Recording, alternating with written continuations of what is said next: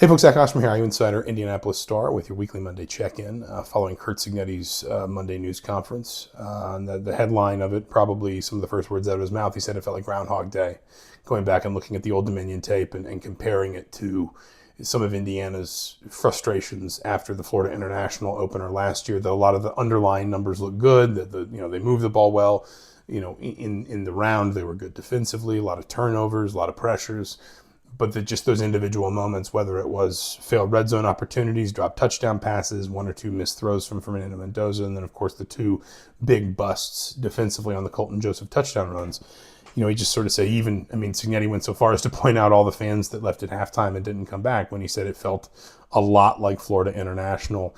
And I think he was trying to say no one was pleased with the performance, but I think his comparison to Florida International was, we were fine after that, we being Indiana, because the underlying performances were good. We just had to clean up a few specific things that turned a 31 into a 45 or a 45 into a 56.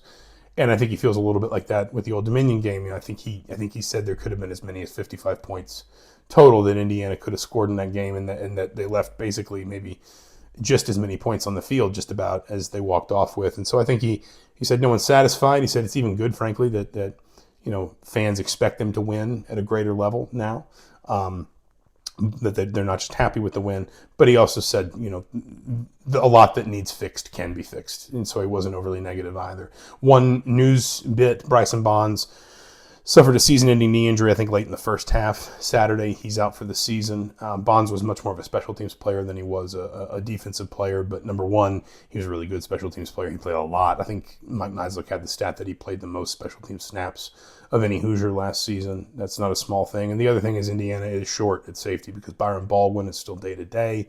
We don't know what Lewis Moore's availability is going to be beyond this weekend because of his ongoing court case with the NCAA. So, losing Bonds for the season isn't ideal for Indiana. It wouldn't be shocking to maybe see somebody repurposed from corner or rover back to safety just to find some more depth. So we'll have more on that as the week goes on. But for now, for the Indianapolis Star, I'm Zach Osterman. This has been your weekly Monday check-in. We'll talk to you soon.